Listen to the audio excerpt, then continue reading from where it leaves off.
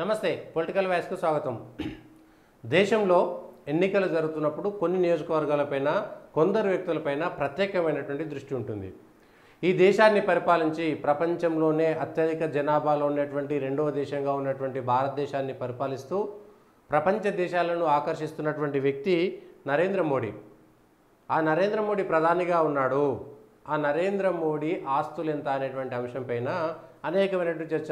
అదానీలకు అంబానీలకు బాగా దోచిపెడుతుంటాడనేటువంటి ఆరోపణలు ఎదుర్కొన్నటువంటి వ్యక్తి, కార్పొరేట్ల వ్యక్తి అనేటువంటి చెప్పినటువంటి వ్యక్తికి ఒక కార్పొరేటర్కు ఉన్నటువంటి ఆస్తి కూడా లేదు. ఒక కార్పొరేట్లకు దోచిపెడతాడు అనేటువంటి ఆరోపణలు ఎదుర్కొన్న నరేంద్ర మోడీకి ఒక కార్పొరేటర్కు ఉన్నటువంటి ఆస్తి కూడా లేదు. అఫీషియల్గా ఎలక్షన్ కమిషన్లో ఆయన అఫిడవిట్ దాఖలు చేశారు. అఫిడవిట్కు సంబంధించి ఆయన పర్మనెంట్ అడ్రస్ C1 సోమేశ్వర్ టెనమెంట్ రాణి అహ్మదాబాద్లో ఉన్నది. అదొకటే ఆయనకు ఉన్నటువంటి అపార్ట్మెంట్లో ఫ్లాట్ ఆయనకు చూపించిన దాంట్లో. ఇది నరేంద్ర మోడీ అఫిడవిట్కు సంబంధించినటువంటి నరేంద్ర దామోదర్ దాస్ మోడీ ఆయన పూర్తి పేరుగా చెప్పుకున్నారు. భారతీయ జనతా పార్టీ నుంచి సబర్మతి అసెంబ్లీలో గుజరాత్ స్టేట్లో ఆయన 116 పార్ట్ నెంబర్లో సీరియల్ నెంబర్ 380 తోటి ఆయన ఓటు హక్కు ఉన్నది. నరేంద్ర మోడీ మొబైల్ నెంబర్ కూడా ఇక్కడ ఇచ్చిర్రు.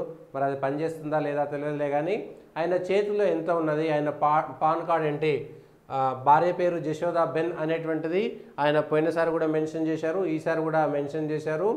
అయితే స్పౌజుకు సంబంధించినటువంటి డీటెయిల్స్ ఏవి కూడా అన్నోన్ కిందనే, నాట్ నోన్ కిందనే పెట్టుకున్నారు. 2018-19కి 2023కు 23,56,080 రూపాయలు సంపాదించినట్టుగా పెట్టారు. అది కూడా PMO నుంచి వచ్చేటువంటి జీతం తప్ప ఇంకొక డబ్బు ఆయన దాంట్లో ఎక్కడ కూడా మెన్షన్ చేయలేదు. అట్లనే నరేంద్ర మోడీ మీద ఉన్నటువంటి కేసులకు సంబంధించినటువంటి దాంట్లో, నరేంద్ర మోడీ కేసులకు సంబంధించిన దాంట్లో ఎక్కడ కూడా ఒక కేసు లేనట్టుగా చెప్పారు. సరే, ఎన్నికల కమిషన్ ఇప్పుడు ఇచ్చినటువంటి దానిపైన మరి దీంట్లో మెన్షన్ చేశారా లేదా, అది పోలీస్ కేసు అయిందా లేదా తెలియదు. దీనికి సంబంధించి అప్లికేషన్లో ఎక్కడ కూడా కేసు ఉన్నట్టుగా చూపించలేదు. చేతిలో 24,920 రూపాయలు ప్లస్ 28,000 రూపాయలు ఎన్నికల బ్యాంక్ అకౌంట్ ఏదైతే ఉంటుందో, ఈ ఎలక్షన్స్ కోసం తీసుకున్నటువంటి బ్యాంక్ అకౌంట్కు సంబంధించినటువంటి దాంట్లో నుంచి 28,000 విత్డ్రా చేసుకున్నాడు. 52,920 రూపాయలు మాత్రమే ఉన్నాయి. అందులో గాంధీనగర్ బ్రాంచ్లో 73,304, అట్లనే వారణాసిలో ఉన్నటువంటి బ్యాంకులో 7,000 రూపాయలు ఉన్నాయి. SBI బ్యాంకులో ఫిక్స్డ్ డిపాజిట్లు 2,85,60,000 రూపాయలు ఆయన ఫిక్స్డ్ డిపాజిట్లు ఉన్నాయి. నేషనల్ సేవింగ్ సర్టిఫికేట్స్ కింద NSSకి సంబంధించినటువంటి దాంట్లో 9,12,398 రూపాయలు ఉన్నాయి. అట్లనే నాలుగు చేతికి పెట్టుకునేటువంటి ఉంగరాలు 4 ఉంగరాలు ఉన్నాయి. అవి 4 పీసులు 45 గ్రాములు 2,67,750 రూపాయలకు సంబంధించినవి 4 చేతికి పెట్టుకునేటువంటి ఉంగరాలు ఉన్నాయి. Income tax deducted for 23-24 SBI bank plus PMO 3,37,179 రూపాయలు డిడక్ట్ అయింది. గ్రాస్ టోటల్ వాల్యూ 3,02,06,889 రూపాయలు నరేంద్ర మోడీ ఆస్తి. ఒక జగన్ ఆస్తి, చంద్రబాబు ఆస్తి, లేదంటే ముఖ్యమంత్రులుగా ఉన్నటువంటి స్టాలిన్ ఆస్తి. ఒక టర్మ్ ముఖ్యమంత్రి అయితేనే వందల వేల కోట్ల రూపాయలు అధికారికంగా అనధికారికంగా వేల కోట్ల రూపాయలు సంపాదించుకుంటారు.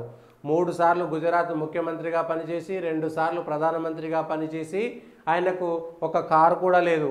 4 ఉంగరాలు మాత్రమే ఉన్నాయి, కారు కూడా లేదు. ఎక్కడ కూడా భూమి కానీ, అగ్రికల్చర్ ల్యాండ్ కానీ, ఏరియా కానీ ఎక్కడ లేదు. ఎక్కడ ఒక సెంటు భూమి కూడా, గుంట భూమి కూడా భారతదేశంలో ఎక్కడ ఆయన పేరు మీద వ్యవసాయేతర భూమి లేదు. కేవలం ఆయన ఇచ్చినటువంటి డబుల్ బెడ్రూమ్కి సంబంధించినటువంటి ఫ్లాట్ ఒకటి తప్ప ఇంకేదీ లేదు ఆయన పేరు మీద. ఇంకొక ఆయన కేవలము salary from PMO prime minister office నుంచి తీసుకునేటువంటి శాలరీ తప్ప తనకున్నటువంటి ఇతర ఆదాయ వనరులు కూడా ఏవి చూపించలేదు, ఏవి లేవు. ఈ బ్యాలెన్స్ షీట్కి సంబంధించి FDలు ఏవే ఉన్నాయి, వాటికి ఇంట్రెస్ట్ ఎంత వచ్చింది అనేటువంటిది డీటెయిల్డ్గా ఇచ్చారు. ట్రాన్సాక్షను బ్యాంక్ అకౌంట్లకు సంబంధించినటువంటి ట్రాన్సాక్షన్ మొత్తం ఇచ్చారు, ఎప్పుడెప్పుడు వచ్చింది అనేటువంటిది, బ్యాలెన్స్ షీటు టోటల్గా ఎప్పుడు ఇంట్రెస్ట్ వచ్చింది, ఎంత వచ్చింది అనేటువంటిది, నేషనల్ సేవింగ్ సర్టిఫికేట్లో ఎన్ని సర్టిఫికేట్లు ఉన్నాయి, దానికి సంబంధించినటువంటి ఇంట్రెస్ట్ ఎప్పుడు యాడ్ అయింది, పిఎంఓ నుంచి వచ్చినటువంటి టీడీఎస్ ఎంత, పిఎంఓ నుంచి కట్ అయింది ఎంత, టీడీఎస్ కట్టింది ఎంత అనేటువంటి దానిపైన కూడా పూర్తి స్థాయి డీటెయిల్డ్గా ఇచ్చారు. మొత్తం కలిపితే ఆయన చేతిలో ఉన్నది కూడా మొత్తం తన ఆస్తుల విలువ 3,02,06,000 రూపాయలు మాత్రమే. నరేంద్ర మోడీ భారతదేశ ప్రధానమంత్రి, 2 సార్లు ప్రధానమంత్రిగా ఉన్నటువంటి వ్యక్తి, 3వసారి కాబోయేటువంటి వ్యక్తి పైన మనకు కోపం ఉండనియండి, ప్రేమ ఉండనియండి, నరేంద్ర మోడీ పేరు తీసుకోకుండా ఉండలేము. ఆయన విధానాలు మనకు నచ్చచ్చు, నచ్చకపోవచ్చు, ఆయనను వ్యతిరేకించవచ్చు, ఆయనను అనుకూలించవచ్చు. కానీ అవినీతి రహితమైనటువంటి వ్యక్తి, తనకు ఒక కుటుంబం లేదు, ఎప్పుడో తనకు తెలిసి తెలియని వయసులో 16 సంవత్సరాల సందర్భంలో పెళ్లి చేస్తే తల్లిదండ్రులు అప్పటికే ఆయన నాకు పెళ్లికి సంబంధం లేదు, నేను సన్యసించేటువంటి వ్యక్తిని బలవంతంగా 16 సంవత్సరాల ప్రాయంలో పెళ్లి చేశారు కాబట్టి ఆయనకు ఆ జీవితంలో పెళ్లి సంబంధం లేకుండా సన్యాసం తీసుకుంటానని వెళ్ళిపోయినటువంటి వ్యక్తి ఆయన జీవితం మార్పుల దశలో ప్రధానమంత్రిగా ఎదిగేటువంటి స్థాయికి వచ్చింది.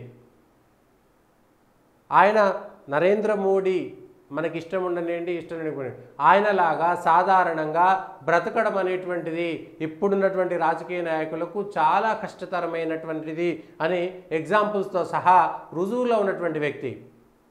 మనం ఆయనను కీర్తించవచ్చు, మనం ఆయనను దెప్పిపరచవచ్చు, మనం ఆయనకు అంధభక్తులుగా ఉండవచ్చు, లేదా మూఢంగా వ్యతిరేకించే వాళ్ళుగా ఉండవచ్చు. కానీ ఆయన ఉన్నటువంటి అఫిడవిట్లో ఇచ్చినటువంటి ఆస్తులు 3 సార్లు మామూలుగా కనబడితేనే, ఒక మంచి పండు కనబడితే దాన్ని తింటే బాగుంటుంది అనేటువంటి కోరికలు కలిగేటువంటి మన మానవ సహజమైనటువంటి అంశాలలో చేతి నిండా అధికారం ఉండి, 3 సార్లు ముఖ్యమంత్రిగా ఉండి, 2 సార్లు ప్రధానమంత్రిగా ఉండి, తన కుటుంబాన్ని ఒక్కసారి కూడా ప్రభుత్వ పరిపాలనలో వేలు పెట్టలేకుండా, తన కుటుంబ జోక్యం లేకుండా, తానొక్కడే ఉంటూ, ఒక్క రూపాయి కూడా అవినీతి లేకుండా, ఇవాళ కార్పొరేటర్లు, మామూలు వార్డు మెంబర్లు, సర్పంచ్లే కోట్ల రూపాయలు సంపాదిస్తున్నారు. అట్లాంటిది ఒక ప్రధానమంత్రి తన అఫిడవిట్ని చూస్తే అర్థమవుతుంది నిజంగా ఈ దేశానికి ఆయన ప్రధానమంత్రిగా ఎందుకున్నాడు, ప్రజలు ఎందుకు అట్లా పూర్తి స్థాయి మెజారిటీ ఆయనకి ఇస్తున్నారు, లేదంటే ప్రజలు ఎందుకు ఆయనకు అంధభక్తులుగా, మూఢభక్తులుగా, ఆయనంటే అభిమానంగా పడిపోతున్నారు, శత్రువులు కూడా కీర్తించేటువంటి వ్యక్తిగా ఎందుకు మారిపోతున్నాడు. మనం ఆయనను వ్యతిరేకించవచ్చు, అనుకూలించవచ్చు, కానీ ఆయన గురించి మాట్లాడకుండా ఉండలేము. ఆయనకు సంబంధించినటువంటి ఇట్లాంటి విషయాలు ఉన్నాయి. ఈ సాధారణ జీవితాన్ని రేపొద్దున ఆయన ప్రధానమంత్రి అయితే మళ్ళోసారి 3వసారి ప్రధానమంత్రి అవుతాడు.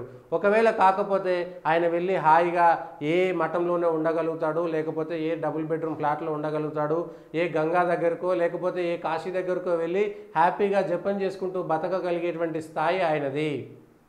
రేపొద్దున ఈ పటాటోపం ఏమీ లేకుండా వెళ్ళగలిగేటువంటి వ్యక్తి, తన కొడుకులకు, తన బిడ్డలకు, తన వారికి, తన బంధుగణానికి ఎవరికి ఒక రూపాయి ఇవ్వాల్సినటువంటి అవసరం లేకుండా హ్యాపీగా ఓడిపోతే జోలె పట్టుకొని వెళ్ళిపోతాను ఏ మాట అయితే చెప్పాడో అట్లా జోలె పట్టి వెళ్ళిపోయేటువంటి అఫిడవిట్ మాత్రమే అనేది. భారతదేశంలో ఏ ఆశ్రమంలోకైనా వెళ్ళి సేవ చేసుకునేటువంటి మనస్తత్వం, అంత మెచ్యూరిటీ కలిగినటువంటి వ్యక్తి. ఓడిపోయినా సరే ప్రధానమంత్రిగా రేపొద్దున ఆయన నిబంధనల ప్రకారం నేను ఉండను, 75, 76 సంవత్సరాలు రాగానే నేను రిటైర్ అయిపోతా అనేటువంటి మాట చెప్పినా కూడా సంతోషంగా వెళ్ళిపోయేటువంటి వ్యక్తి.